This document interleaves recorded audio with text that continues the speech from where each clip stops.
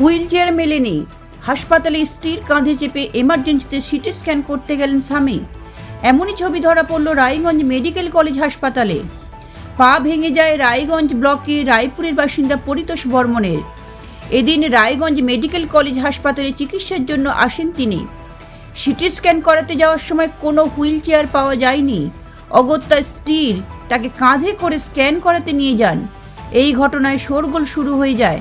তড়িঘড়ি একটি wheel chair নিয়ে এসে তার বসার ব্যবস্থা করা হয়। এই বিষয় নিয়ে ওই মহিলা কি বললেন শুনে নেব। আমার নাম সুনিতা বর্মা। আইসে মনে করি যে টিকিট করলো, মেম্বারের টিকিট কাটে দিল, ওটা পেয়েছি। তারপরে হুইল চেয়ারের ব্যবস্থা করে দিয়ে বলো কি বলি আপনি ওখানে থাকেন, আমি ব্যবস্থা করছি। পরে দেখছি নাই কোনো ব্যবস্থা নাই, যেটাকে আবার টোটোটা থাকতে দিবে না, বলছে দূরে রাখেন দূরে রাখেন। রুগীটা নামাবো তারপর তো টোটোটা যাবে, কোনো কথাই শুনে না। ওখানে ওখানে আমি পড়াশোনা জানি না, কাউকে কি বলবো। তারপরে আমি বললাম যে একজন ব্যবস্থা হচ্ছে না, তাহলে আমি ওকে ছুটি করে নিয়ে যেতে হবে। পরে আমি গেটে টোটোতে উঠে টোটোটাকে ছেড়ে দিচ্ছি, ওকে রাখলে তো আমার পয়সা দিতে হবে। পয়সা হলে তো আমি তাহলে তো এগুলোতে আসতাম না, পয়সা নাই দেখে 2-3 দিন ধরে। পরে আমি পিঠে করলাম, পিঠে করে তারপর তোমার যে একটা লাইন আছে আমার 40 আর 50 12।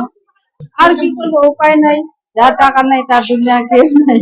নাম পরিতোষ বর্মন, বাড়ি রায়পুরে। আজকে আমার কয়েকদিন আগে চাল থেকে পড়ে গেছি, তো আজকে হসপিটালে আনলো। এটার কোনো ব্যবস্থায় দেখি না, পরে পিঠে করে আমার স্ত্রী পরে পিঠে করে আনলো আর কি।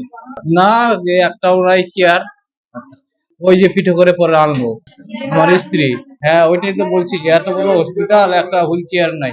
এই দুনিয়ায় সবই সম্ভব। এদিনে রায়গঞ্জের ঘটনা তারই প্রমাণ করে দিল। ব্যুরো রিপোর্ট, লটারি সংবাদ।